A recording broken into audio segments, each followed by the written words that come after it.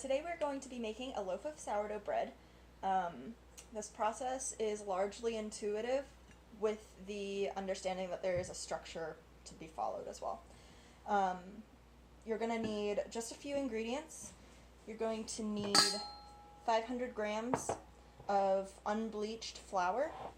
I use all-purpose flour. Sometimes I use a mix of all-purpose and bread flour, but for today's demonstration we're just going to be using all-purpose flour. You're also going to need 325 grams of filtered water. You're going to want to make sure that this is filtered because the chlorine and chemical treatment that a lot of water goes through can kill the active yeast that we're going to be using. So if you don't have a water filtration system, you can also measure out this water and allow it to sit out overnight, and that will allow the chemicals to evaporate. You are going to need 125 grams of active sourdough starter. You can see the other video that I've done on how to do that. And you're also going to need about 10 grams of salt.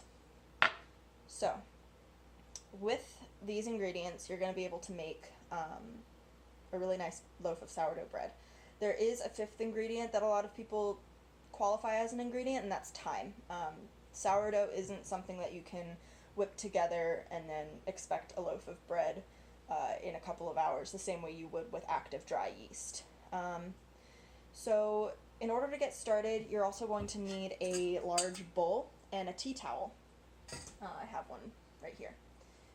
And yeah, I think that's pretty much all of it. So you're going to get started by, pouring the filtered water, preferably at room temp. If it's around 70 degrees, that's ideal, but if it's a little lower than that, that's fine too. And then you're going to take your sourdough starter. Let me grab a spatula. You're going to grab your sourdough starter and pop that into the water.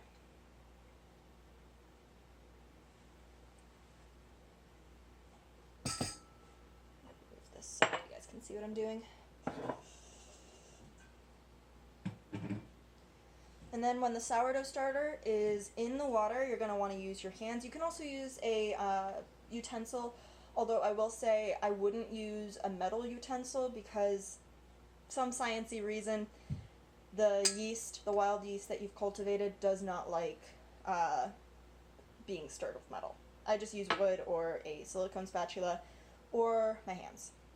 So you're just going to want to mix that all together to get the sourdough starter evenly incorporated. And you'll notice as you're turning it around that there are bubbles on the top, and that's just the active yeast. It's okay if there is some clumps, but you're just going to want to make sure that it is as evenly incorporated as possible. Okay?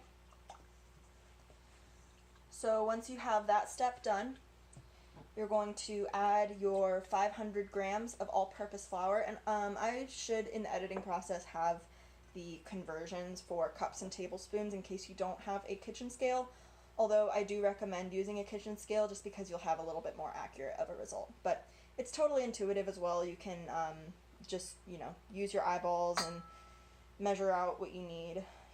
Our great-great-grandmothers didn't use kitchen scales, so if they could do it, you probably can too. Okay, so now the flour is in the bowl with the starter and the filtered water, and I like to use my hands, but I don't mind getting dirty. If you do, I would use a spatula or a dough hook, and you're just going to start incorporating the flour into the water mixture. And you will notice that this is a very wet dough, a very sticky dough. That's okay. You're probably going to come out with a little bit of residue on your hands. I always like to keep a spatula on hand so that after I'm done with this process, I can scrape off the dough that has stuck to my hands. So I like to use grabbing motions and twisting just to keep it all incorporated and make sure that all of the flour gets hydrated by the water.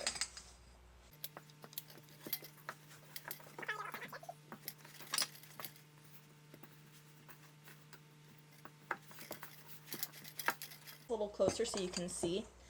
It is a very wet dough. I wouldn't be afraid of it. Your hands are wash and wear. You can totally scrape off the excess and it won't be a big deal. Although I should have said this in the beginning, I would use clean hands. I would wash your hands before you start this because any bacteria that is on your hands can and will interact with your sourdough starter.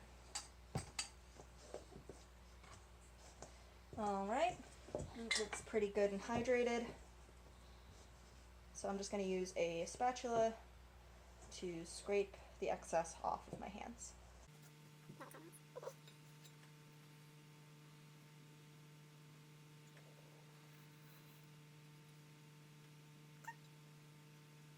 So that's about as much as I'm going to get off. I'm going to just go ahead and wash my hands.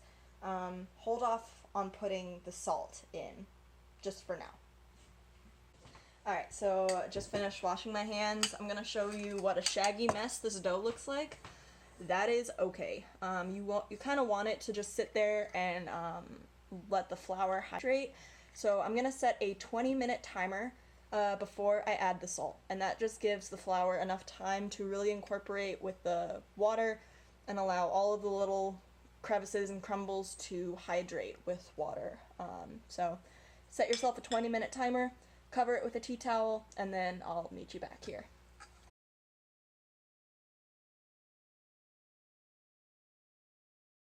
Okay, so after setting a 20-minute timer and having it elapsed, I will uncover my bread dough. I switched up the angle because I want you guys to see how I incorporate the salt into this dough.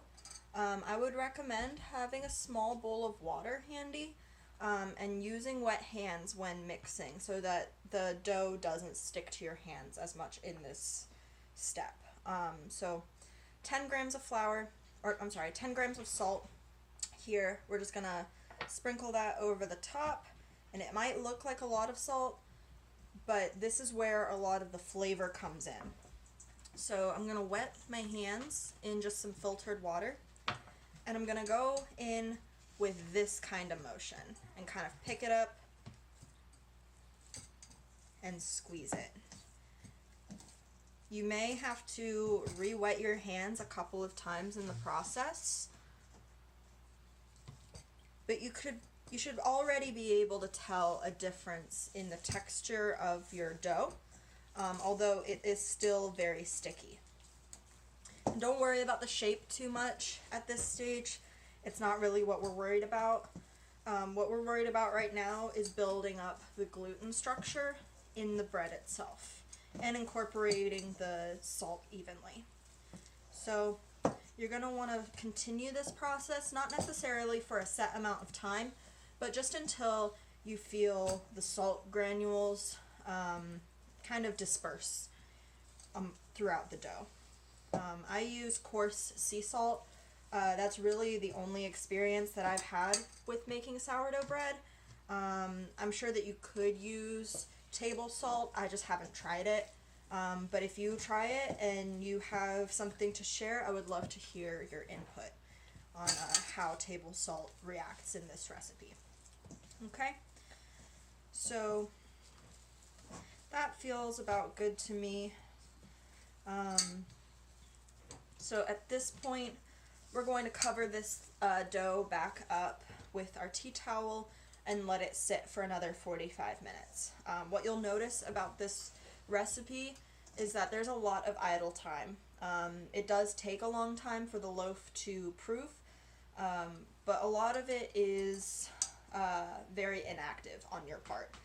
So really, we're just gonna cover this up, let it sit for another 45 minutes, and then we'll come back for the next step.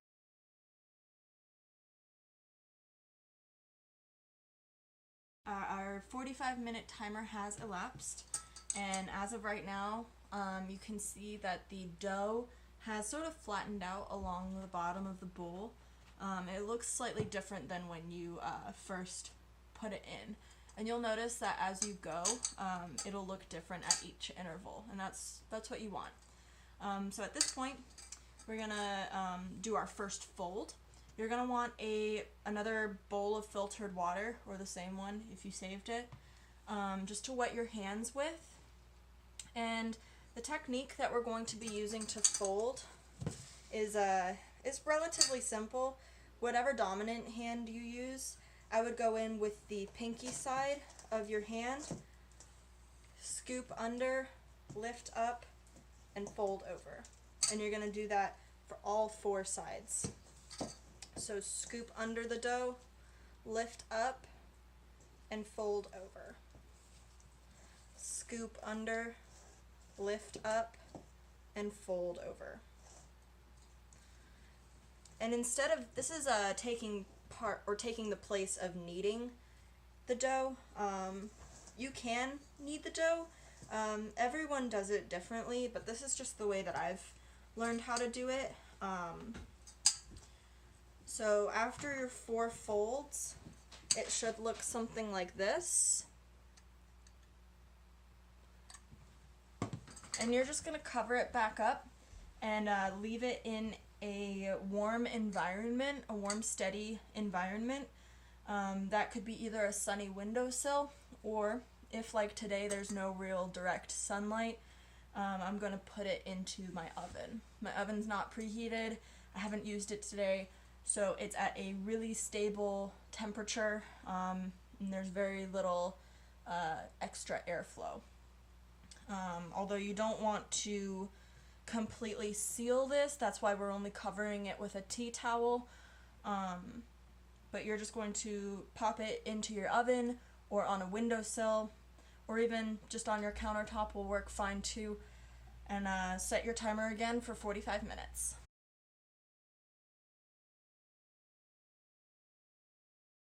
So the timer for 45 minutes has gone off. I'm gonna grab the sourdough loaf out of, or the dough out of the oven, and I'm gonna show you what it looks like.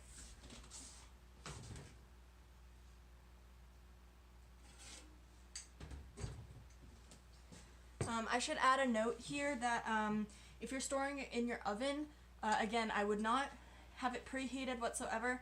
You don't even really need to turn on your oven light, but if you do, it'll just add a little bit of warmth, and that's what I'm choosing to do.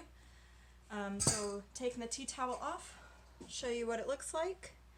You can see that the gluten structures are starting to form just by how shiny it looks and how different it looks from that shaggy mess that we were working with before. So I'm going to dip my hand in some more filtered water and just repeat that last process.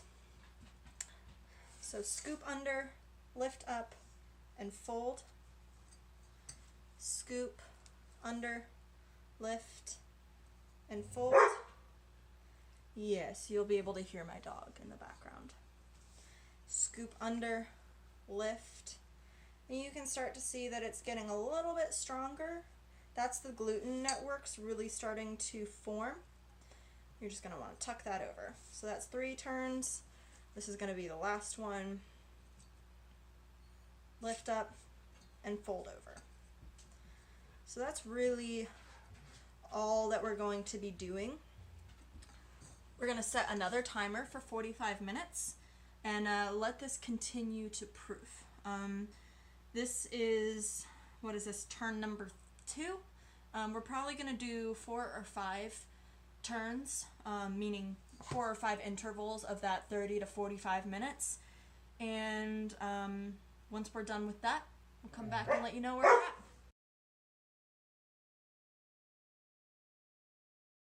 Last time that I checked in, I just forgot to record.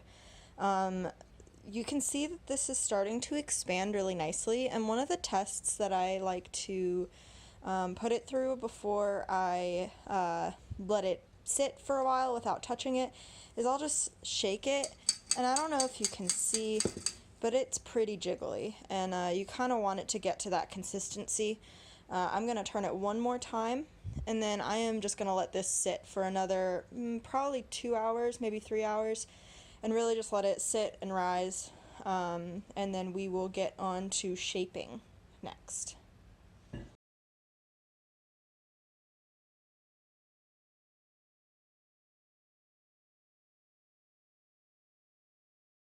It has been a couple of hours now, and the dough has continued to proof, and it's about doubled in size.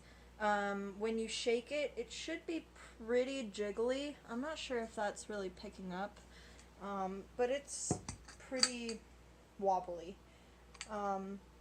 So the next phase that we're going to go through is the shaping, and we're going to let it sit.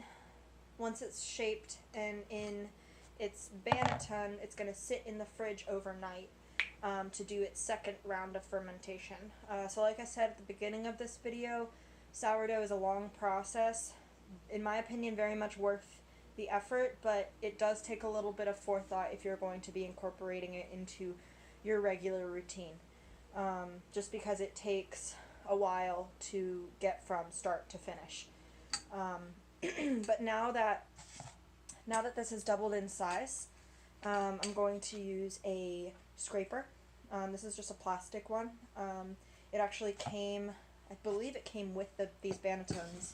And I should mention that if you don't have these, that's okay. What I would use is a bowl with a piece of linen lining it, because without the linen, the dough will 100% stick to the sides of the bowl, and that's not necessarily something you want after it's shaped.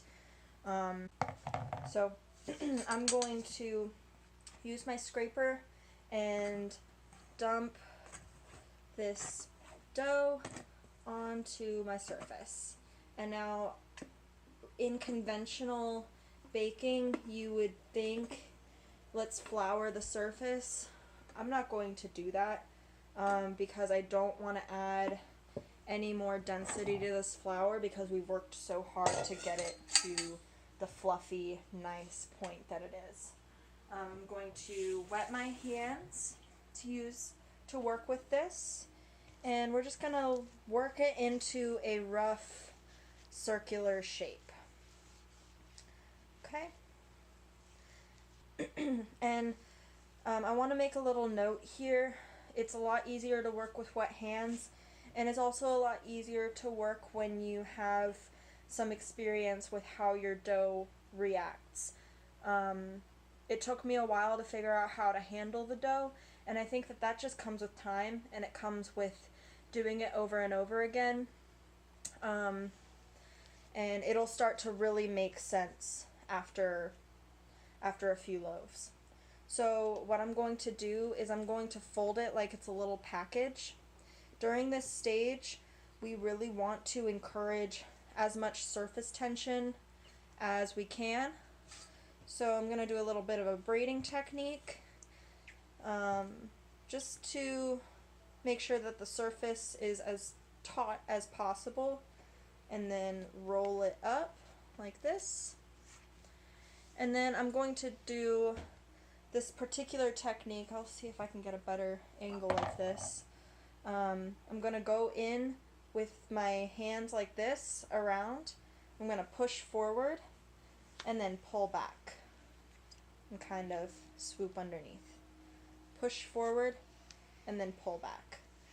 And that's creating a lot of surface tension on the top of the loaf, which is what we want.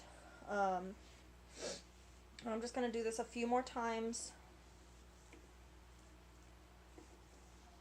to get it into a nice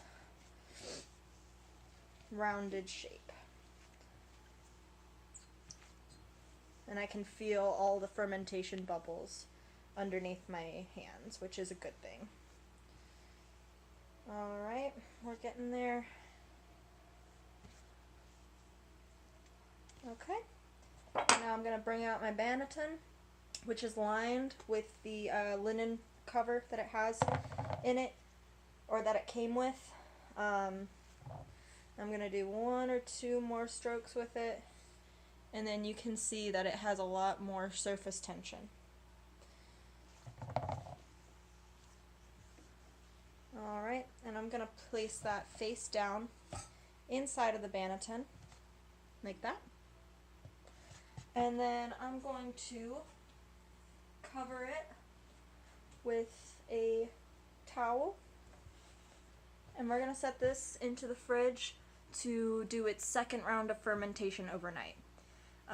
So that's really the basics of creating a sourdough dough. And in the morning we're going to be going over what temperature to put your oven at, and how to score, and how to get the best rise and crunch. So we will check in tomorrow morning.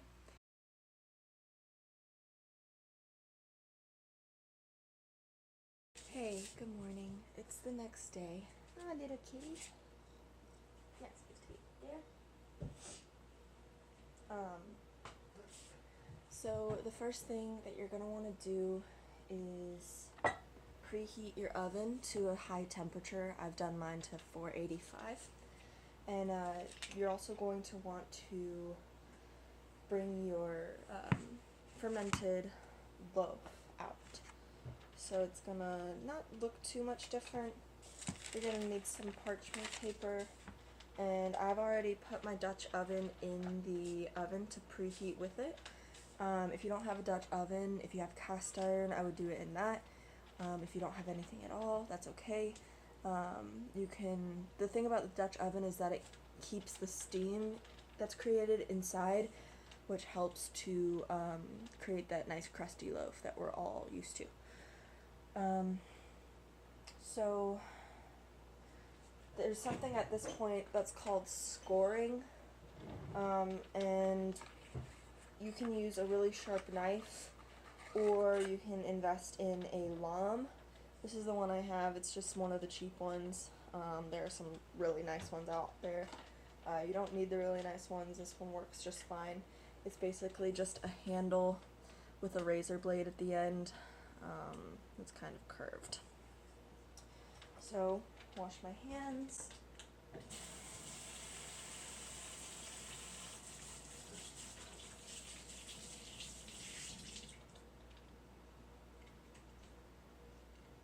Okay.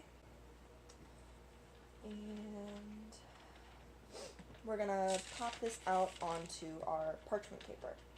You can pop it directly into the Dutch oven, but I like doing it on the parchment paper so that I have a little bit more time to do some scoring. But for this morning, I'm gonna go really simple with it, just because I don't want to make it too complicated, and I'm a little short on time. So we're just gonna go straight down the middle. And you want to score like relatively deep because you want to give the bread like access to expand. So about 1/4 of an inch deep, and then we'll do some wheat stalks.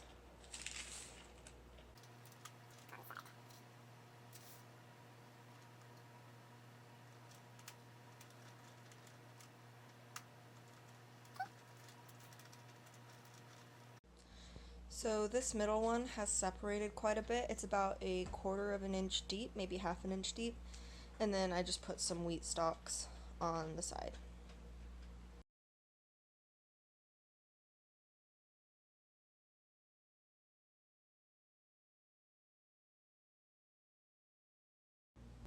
I wanted to show you what this stage of the sourdough bread looks like.